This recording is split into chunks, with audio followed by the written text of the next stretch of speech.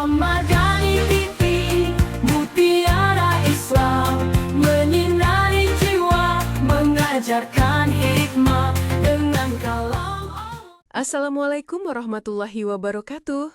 Berjumpa lagi di channel @salamadani TV.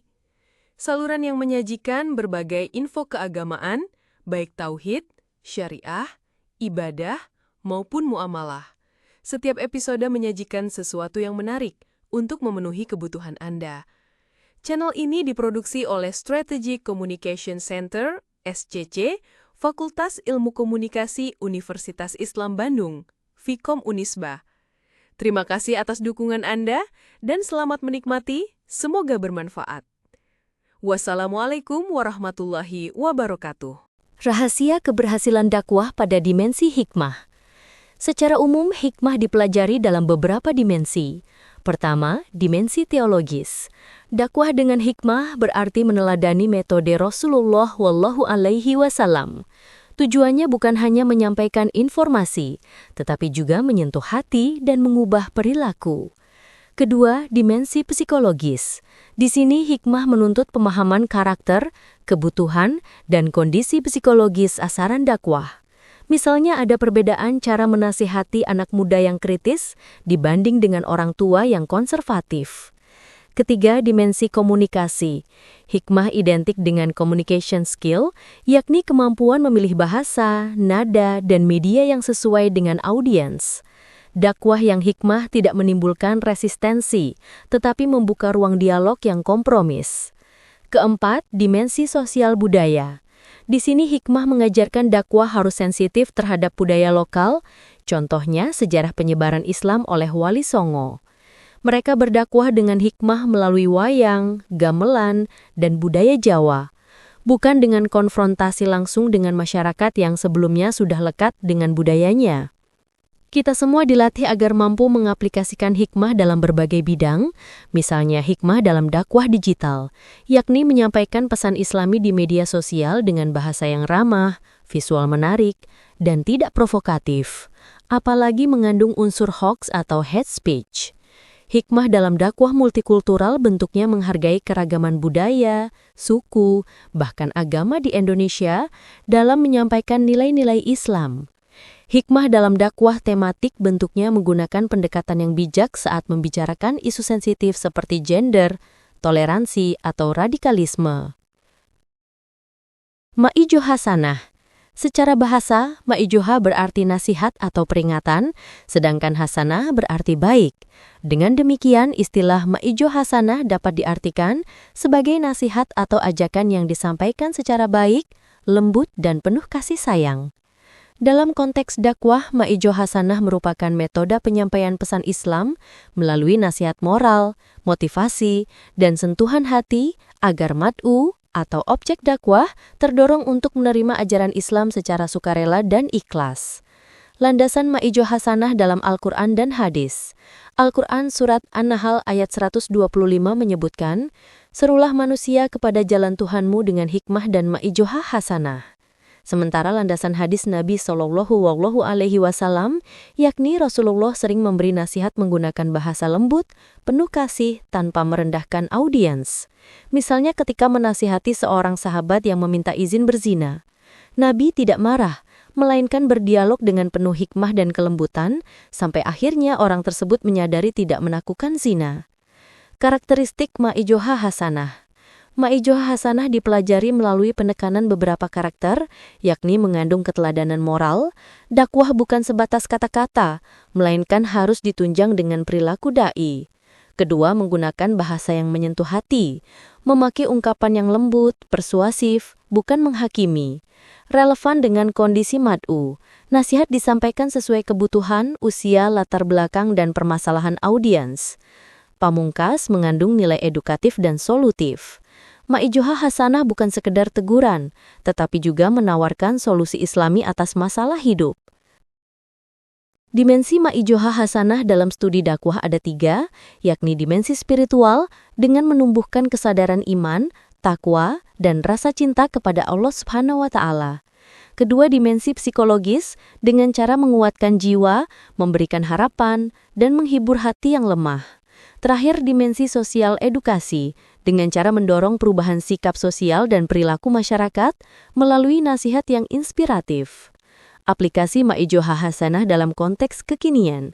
Di media sosial, konten motivasi Islami berupa video singkat, kata-kata penyemangat, atau kisah inspiratif yang menenangkan hati.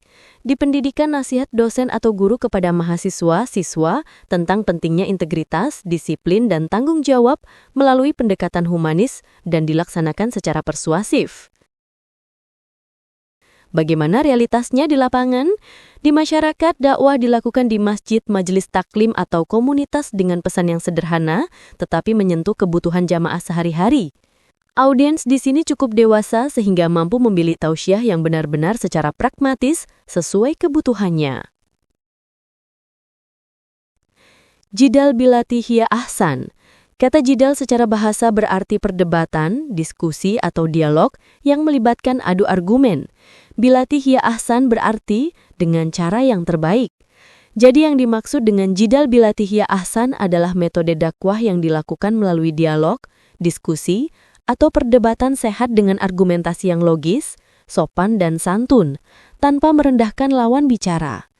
Metode ini memiliki dasar kuat dalam Al-Quran, terutama pada Qs An-Nahl ayat 125, yang artinya, dan debatlah mereka dengan cara yang terbaik.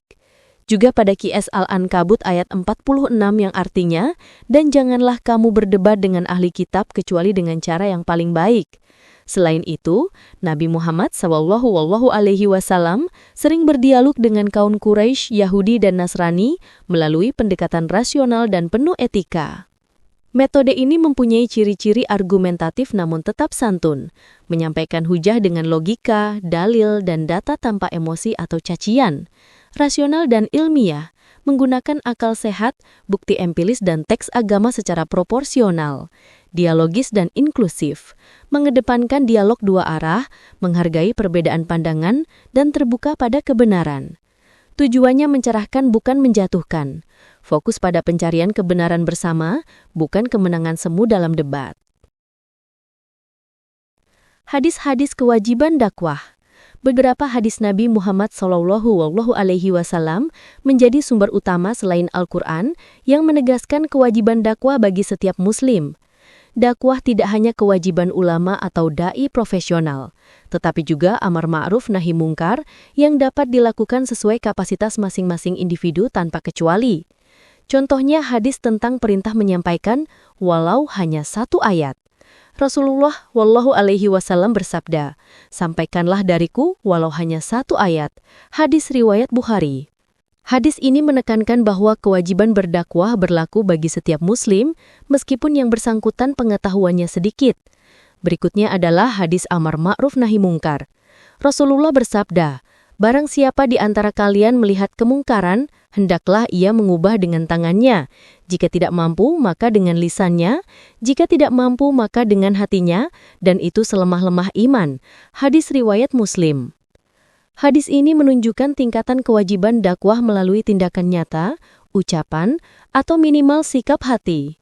Ketiga, hadis penyampaian syariat kepada umat lain. Rasulullah bersabda, "Hendaklah yang hadir menyampaikan kepada yang tidak hadir." Hadis riwayat Bukhari dan Muslim. Hadis ini mengandung prinsip transfer of knowledge dalam berdakwah. Hadis-hadis tersebut dipahami dari beberapa perspektif, yakni dimensi teologis. Dakwah adalah kewajiban syar'i yang berakar dari wahyu. Berikutnya dimensi komunikasi, bahwa dakwah berarti menyampaikan pesan atau message melalui media dan metode yang efektif. Sementara untuk dimensi sosial, dakwah menjadi tanggung jawab kolektif atau fardu kifayah untuk membina masyarakat Islami di suatu komunitas atau masyarakat. Di sini ada beberapa prinsip-prinsip dakwah yang berasal dari hadis. Pertama, kewajiban individual, yang menegaskan bahwa setiap muslim adalah dai, minimal dengan perilakunya. Kedua, kesederhanaan materi. Maksudnya tidak menunggu jadi ahli untuk berdakwah, cukup menyampaikan kebenaran yang dipahami meskipun sedikit. Ketiga, etika dan hikmah berupa amar ma'ruf nahi mungkar harus sesuai kemampuan, penuh hikmah, dan tidak menimbulkan kerusakan lebih besar. Terakhir, kesinambungan dakwah. penyampaian Islam tidak boleh berhenti, melainkan terus diwariskan dari satu generasi ke generasi lain, ada kesinambungan. Selain itu ada 6 prinsip-prinsip nilai universal dakwah. Pertama, tauhid, ketuhanan yang esa. Di dalam dakwah ada penegasan pengesaan Allah sebagai dasar kehidupan. Hal ini relevan secara universal karena menekankan spiritualitas, makna hidup, dan hubungan manusia dengan Tuhan. Kedua, kemanusiaan, al-insaniyah. Dakwah Islam menempatkan manusia sebagai makhluk mulia, menjunjung tinggi hak asasi, persamaan, keadilan, dan menolak diskriminasi. Ketiga, keadilan, al-adalah. Dakwah mengajarkan keseimbangan antara hak dan kewajiban. Prinsip keadilan sosial ini menjadi nilai yang bisa diterima lintas bangsa. Keempat, toleransi, tahmu, bahwa dakwah mendorong hidup berdampingan secara damai, seperti Al-Hujurat. Nilai ini memperkuat dialog antar agama, harmoni sosial, dan inklusivitas. Kelima, kasih sayang dan cinta damai, rahmah. Dakwah tidak mengindikasikan adanya paksaan, Al-Baqarah 256, melainkan ajakan penuh kelembutan. Nilai kasih sayang ini menjadi jembatan dalam membangun perdamaian global. Terakhir, amar ma'ruf nahi mungkar. Seruan untuk berbuat kebaikan dan mencegah keburukan berlaku universal. Hal ini dapat diwujudkan melalui gerakan sosial, advokasi lingkungan, hingga kampanye kesehatan publik. Ada beberapa agenda implementasi dalam kehidupan modern yang berkaitan dengan aktivitas. Pertama, dialog lintas budaya.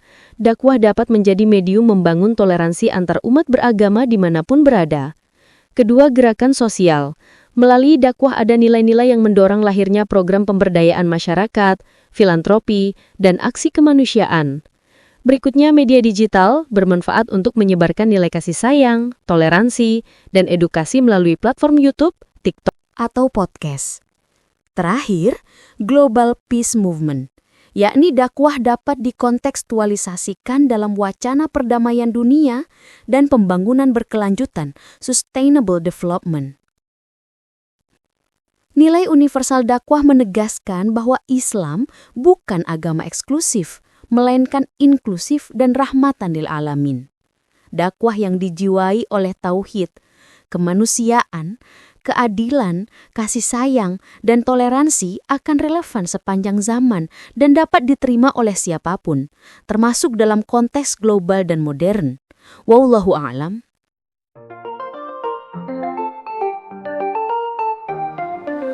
Dalam cahaya ilmu yang suci, terangilah hati yang hapus maknawi. Selhamadani, lentera iman, menyebar hikmah sepanjang zaman. Selhamadani TV, mutiara Islam, menyinari jiwa, mengajarkan hikmah dengan kalam Allah, penyejuk hati. Selhamadani TV, mutiara Islam, menyinari jiwa, mengajarkan